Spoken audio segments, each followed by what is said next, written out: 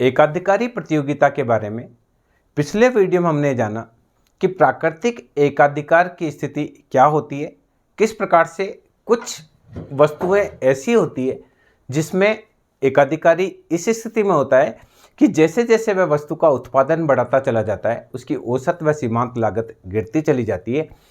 जब इस प्रकार की स्थिति होती है, जब लगातार उत्पादन में होने वाली वृद्धि के साथ पैमाने की मितव्यताएं प्राप्त होती है, तो इसे प्राकृतिक एकाधिकार की स्थिति की कही जाती है। और प्राकृतिक एकाधिकार की स्थिति में एकाधिकार का नियमन किस प्रकार से किया जाता है, इसके बारे में हमने विस्तार से पिछले वीडियो में चर्चा की थी। आज के इस वीडियो में हम ये देखेंगे कि एकाधिकार में पूर्ति वक्र की अनुपस्थिति क्या होती है। सामान्य रूप से जो पूर्ति वक्र होता है वह यह बताता है कि जैसे जैसे कीमत में वृद्धि होती है, पूर्ति में भी वृद्धि होती है और कीमत में होने वाली कमी के साथ पूर्ति में भी कमी होती है। परंतु एकाधिकारी प्रतियोगिता थोड़ा सा इससे विपरीत है। अन्य सभी प्रतियोगिता में पूर्ति वक्र उपस्थित होता है, अर्थात अन्य सभी प्रतियोगिता में कीमत में होने वाली वृद्धि के साथ पूर्ति में वृद्धि होती है। पूर्ण प्रतियोगिता में भी यदि कीमत बढ़ती है तो पूर्ति भी बढ़ जाती है, कीमत घटती है तो पूर्ति भी घट जाती है। इसी प्रकार से जो अन्य प्रतियोगिता है, एकाधिकारात्मक प्रतियोगिता है, अल्पाधिकार, लगभग सभी प्रतियोगिता में पूर्ति वक्र में यही ट्रेंड देखने को मिलता है कि कीमत में होने वाली वृद्धि के साथ पूर्ति बढ़ती है, क्योंकि कीमत बढ़ती है तो लाभ की संभावनाएं बढ़ती है और लाभ की संभावनाएं बढ़ती है तो नई फर्में आकर उत्पादन करती है तो पूर्ति बढ़ जाती है। पर एकाधिकार प्रतियोगिता इससे कुछ विपरीत है। एकाधिकार प्रतियोगिता में कई बार एक ही कीमत पर अलग अलग पूर्ति भी हो सकती है और दूसरी स्थिति यह है कि एक ही पूर्ति पर अलग अलग कीमत भी हो सकती है। तो जब ये दोनों ट्रेंड इसमें देखने को मिलते हैं कि कीमत एक ही होने पर पूर्ति अलग अलग स्थिति में अलग अलग हो सकती है, या कई बार पूर्ति समान होने पर भी मांग की लोच में अंतर होने के साथ साथ कीमत में भी अंतर हो सकता है, तो इस स्थिति को यह कहा जाता है कि एकाधिकार में पूर्ति वक्र की अनुपस्थिति है। तो आज के इस वीडियो में हम देखेंगे कि किस प्रकार से एकाधिकार प्रतियोगिता में एक ही पूर्ति पर अलग अलग कीमत भी हो सकती है अलग, और दूसरी चीज भी हम देखेंगे कि कीमत समान होने पर भी पूर्ति अलग अलग हो सकती है। तो सबसे पहले हम देखेंगे एक ही नंबर फर्स्ट, एक ही पूर्ति पर अलग अलग कीमत। देखिए, एकाधिकारी क्या कर सकता है, समान पूर्ति पर किसी समय कीमत कुछ और ले सकता है, दूसरे समय कुछ कीमत और ले सकता है। जबकि सामान्य रूप से क्या होता है कि अगर कीमत बढ़ती है तो पूर्ति भी बढ़ती है और कीमत घटती है तो पूर्ति भी घटती है। तो यहां देखिए, एक एकाधिकारी जो है वो ये दोनों ट्रेंड कर सकता है। यहां देखिए, एकाधिकारी का ये एवरेज रेवेन्यू और ये मार्जिनल रेवेन्यू, ये एक कंडीशन है मार्जिनल रेवेन्यू, और दूसरी कंडीशन में यही एकाधिकारी का ये एवरेज रेवेन्यू और ये मार्जिनल रेवेन्यू। दूसरी कंडीशन है ये एवरेज रेवेन्यू और ये मार्जिनल रेवेन्यू। यहां देखिए, जो एकाधिकार है उस एकाधिकार में आप देखेंगे कि ये एमआर और एमसी वक्र यहां दूसरे को काट रहे हैं।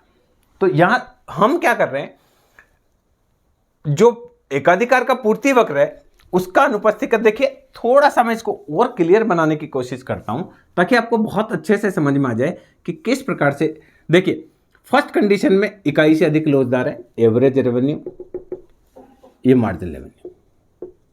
दूसरे कंडीशन में इकाई से कम लोचदार है, ये एवरेज रेवेन्यू और ये मार्जिनल रेवेन्यू। ये देखिए, फर्स्ट कंडीशन है, ये एकाधिकार की वह कंडीशन है जब बाजार में मांग की लोच इकाई से अधिक है। दूसरी कंडीशन ये है जब बाजार में मांग की लोच इकाई से कम है। अब यहां देखिए, मान लीजिए जो मार्जिनल कॉस्ट है वो मार्जिनल कॉस्ट ये थी, तो यहां देखिए एमआर और एमसी यहां काट रहे हैं, तो उत्पादन की मात्रा का निर्धारण हो रहा है Q1 उत्पादन में अगर मांग की लोच इकाई से अधिक है तो ये एकाधिकारी कीमत लेगा P1। क्लियर? ये देखिए, एवरेज रेवेन्यू यहां टच हो रहा है। तो जब मांग की लोच इकाई से अधिक है तो ये P1 कीमत ले रहा है, उत्पादन Q1 ही है।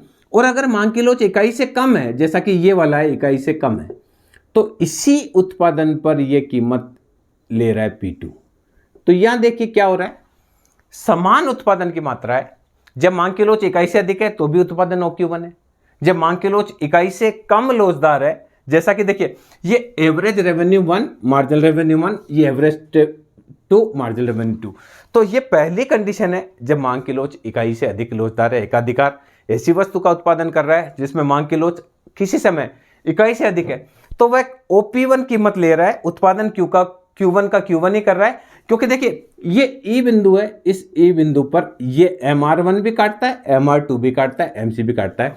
तो संतुलन कहाँ होगा? संतुलन होगा जहां MR1 बराबर हो MR2 बराबर हो मार्जिनल कॉस्ट के। तो इस स्थिति में उत्पादन की मात्रा का निर्धारण OQ1 का OQ1 ही है।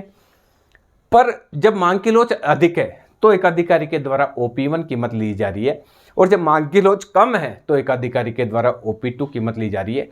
तो समान पूर्ति मात्रा पर एकाधिकारी अलग अलग कीमत ले रहा है। इसका मतलब यह है कि एकाधिकारी का वस्तु की पूर्ति से कोई लेना देना नहीं है। वो मांग की लोच को ध्यान में रखकर कीमत वसूल करता है। अगर उसको लगता है मांग की लोच कम है तो वह कीमत ज़्यादा लेता है, और जब उसको लगता है मांग की लोच अधिक है तो वह कीमत कम लेता है। तो समान पूर्ति पर हमने पहली चीज़ देखी कि एकाधिकारी अलग अलग कीमत वसूल कर सकता है। दूसरी कंडीशन की हम बात करेंगे एकाधिकारी का। तो दूसरी कंडीशन है कि अलग अलग पूर्ति पर एक ही कीमत ले सकता है। हमने यहां पहली बात क्या करी कि समान पूर्ति पर अलग अलग कीमत ले रहा था। दूसरी चीज देखिए, अलग अलग पूर्ति पर समान कीमत ले ले।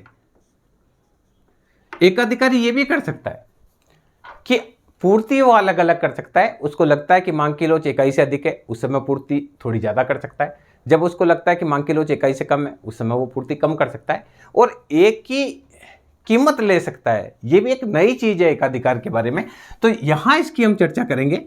मान लीजिए पहली स्थिति है जब मांग की लोच इकाई से अधिक लोचदार है, एवरेज रेवेन्यू बराबर डिमांड, और ये मार्जिनल रेवेन्यू, और ये एकाधिकारी का मार्जिनल कॉस्ट कर्व।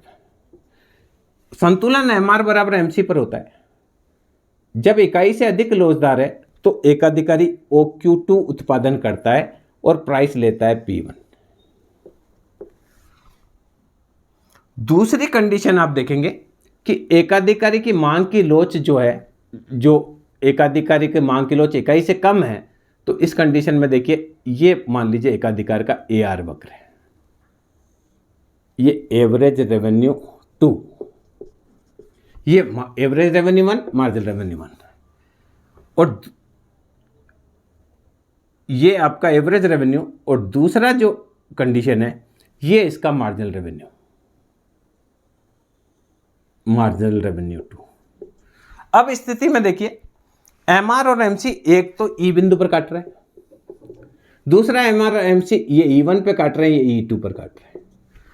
तो जब मांग की लोच इकाई से कम लोचदार है, ये मांग की लोच इकाई से अधिक लोचदार है। जब मांग की लोच इकाई से कम लोचदार है तो संतुलन बिंदु E1 होगा और एकाधिकारी उत्पादन करेगा Q1। ये उत्पादन की मात्रा एवरेज रेवेन्यू को टच करती है A बिंदु पर, तो यहां कीमत का निर्धारण होगा P1। जब यही मांग की लोच इकाई से अधिक लोचदार है तो MR और MC E2 बिंदु पर काटती है, तो उत्पादन की मात्रा रहेगी Q2, और संतुलन बिंदु होगा E2, और ये आपका हुआ ये A1 है तो ये A2। तो यहां देखिए जब मांग की लोच इकाई से अधिक है तो एकाधिकारी के द्वारा पूर्ति जो की जा रही है वो OQ2 की जा रही है। संतुलन बिंदु E2 है, इस E2 संतुलन पर एवरेज रेवेन्यू A2 पर टच करता है, तो यहाँ कीमत इस समय भी P1 है। तो कहने का तात्पर्य है कि यहाँ देखिए दोनों कंडीशन है। जब मांग की लोच इकाई से अधिक लोचदार है तो संतुलन बिंदु E2 होता है, एकाधिकारी के द्वारा वस्तु की पूर्ति OQ2 की जाती है और कीमत P1 वसूल की जाती है। जब मांग की लोच इकाई से कम है, एकाधिकारी जो वस्तु का विक्रय कर रहा है उसकी मांग की लोच इकाई से कम है, तो इस स्थिति में वह OQ1 वस्तु मार्केट में बेचता है।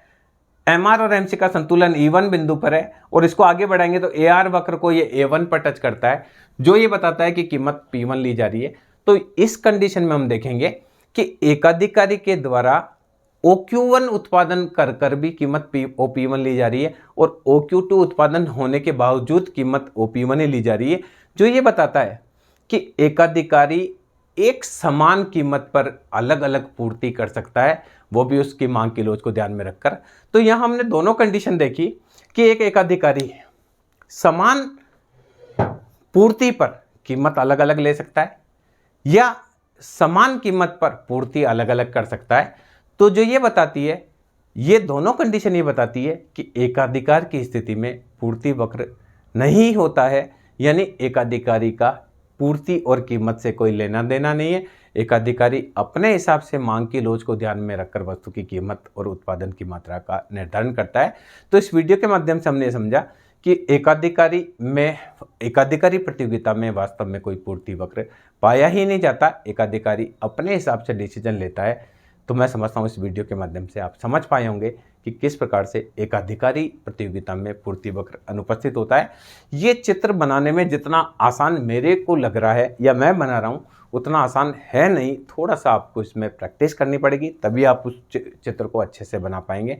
मैं समझता हूँ ये वीडियो इस चीज़ के लिए आपके लिए उपयोगी रहेगा कि यदि कोई प्रश्न ऐसा आ जाता है जिसमें आपको ये प्रूव करना पड़ता है कि सिद्ध करिए एकाधिकार में पूर्ति वक्र अनुपस्थित होता है, तो आप इन दोनों चित्रों के माध्यम से उसे सिद्ध कर सकते हैं। धन्यवाद।